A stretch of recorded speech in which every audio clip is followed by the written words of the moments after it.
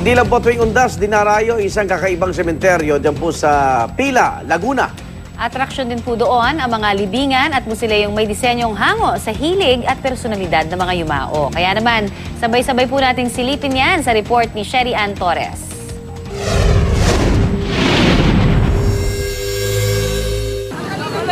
Sa eksenang ito sa Pila, Laguna, takaw eksena ang tema ng mga musuleyo. Ang isa nga ito, halaw daw sa negosyong sound system na nakalibing.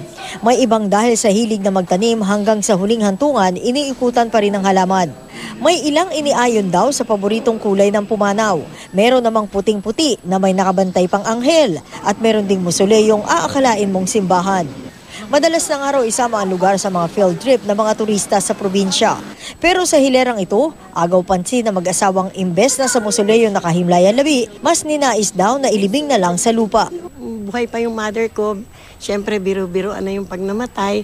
Sabi niya sa akin, kami laging magkasama, gusto niya pag mamamatay sila, sa lupa lang sila. Siguro ibig niya sabihin dahil galing din tayo sa dust, doon tayo sa lupa. Gaya ng nakaraang taon, nag-aantabay na rin ang paupaang ilaw para sa mga puntod ang caretaker ng sementeryo na si Sonia Camos. Para raw ito sa mga walang dalang kandila. Kilala man ang sementeryo dahil sa nagagandahan at makukulay na mausoleo, dito raw walang mayaman o mahirap. Ang may-ari nito na si Bernardo Relova, tiniyak daw na may espasyo rito kahit walang pampalibing. Katunayan, nasa 20% raw na may 5,000 nakalibing dito kapos sa buhay. Gaya ni Lola Celedonia Gitaw na nakapaglibing na anak dito ngayong buwan kahit kulang ang pambayad. Hindi naiiba sa nangyari sa kanyang asawa at isa pang anak na dito rin nakalibing.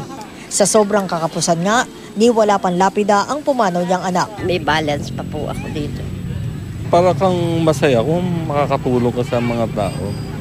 Para sa unang balita, Sherry Ann Torres reporting.